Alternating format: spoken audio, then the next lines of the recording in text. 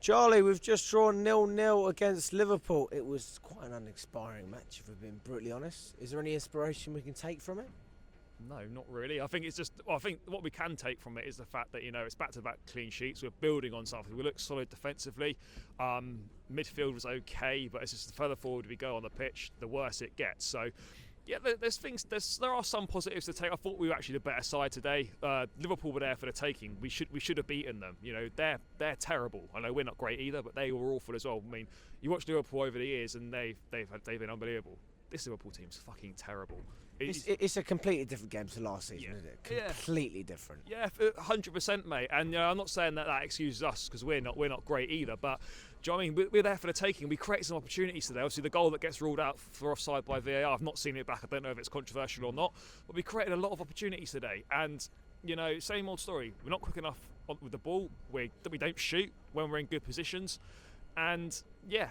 That is the crux of the problem is that we're just not good enough in attack and we're not good enough in midfield and that's when we get found out. We just don't take our chances when we get presented with them, and we had enough chances today to win that game 1-2-0 easily, and we just didn't do it. But at least we didn't lose.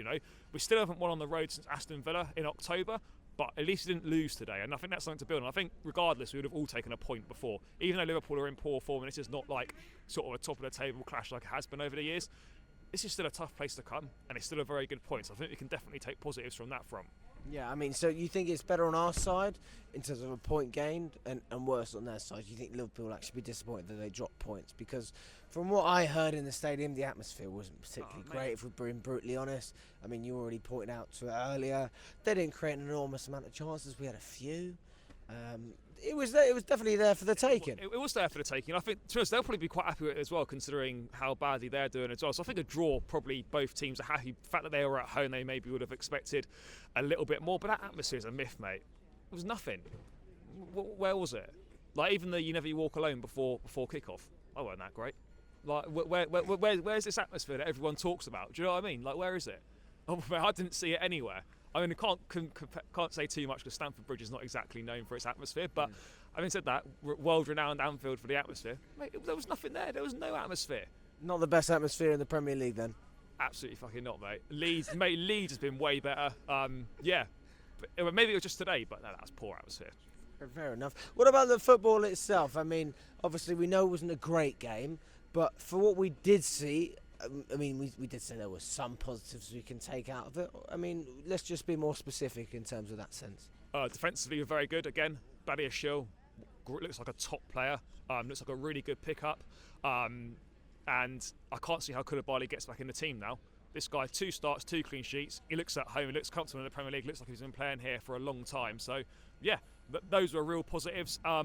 Another positive, despite the fact that he needs to shoot and his finishing's not great, I just thought Conor Gallagher was pretty good again for a second game in a row. Yeah. Yes, he can do better in the final third, but so can a lot of the players. I felt his energy in the midfield was decent.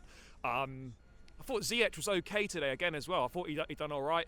The big positive though was Mudrik's debut. It's like someone that actually comes on. He's got electric pace. He's direct. He's quick with the ball. 1-2 touches. And it actually gets you off your seat. I mean, I can't remember watching a Chelsea player that gets me off my seat since probably Eden Hazard was at the club. What makes you get off your seat when you watch Mudryk play? Pace.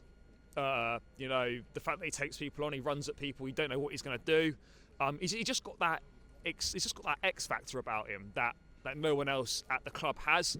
And we've been so starved of quality in attack that as soon as someone comes on that actually takes players on, his direct, moves the ball, has got electric pace.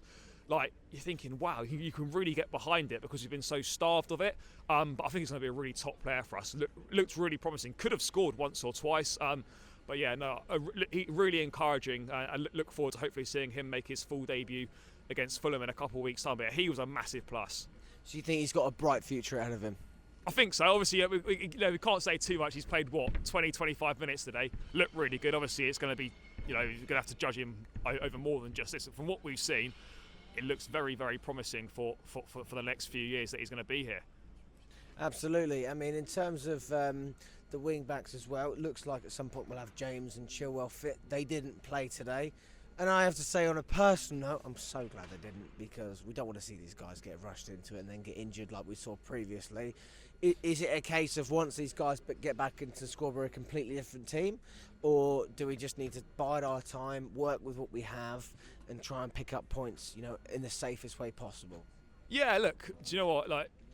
We've missed James and Chilwell so much. We've missed Fofana. We're missing a lot of key players, and it's 2 weeks now for them to work on the pitch, get full training under their belts for a couple of weeks, and I expect both of them to feature in some capacity against Fulham.